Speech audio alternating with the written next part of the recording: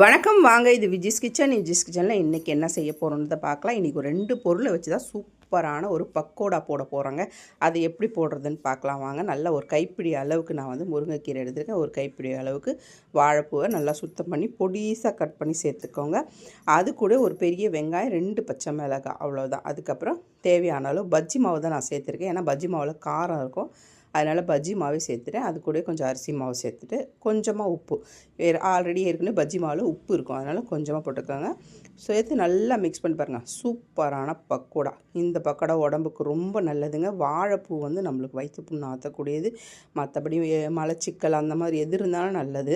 முருங்கைக்கீரை இரும்பு சத்து அதிகமாக உள்ளது. இந்த மாதிரி சேர்த்து கொடுங்க. முருங்கைக்கீரையை பசங்க சாப்பிடுவாங்க. தனியாக நம்ம கீரைன்னு பண்ணோம்னா சாப்பிட மாட்டாங்க, அது லைட்டாக கசக்கும்.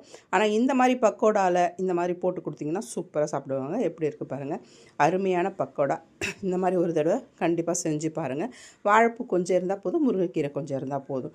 சூப்பராக இருக்கும். சாப்பிட்டு பார்த்துட்டு எப்படி இருக்குன்னு சொல்லுங்கள். வீடியோ பிடிச்சிருந்தால் லைக் பண்ணி, ஷேர் பண்ணி, கமெண்ட் பண்ணி, சேனலை சப்ஸ்கிரைப்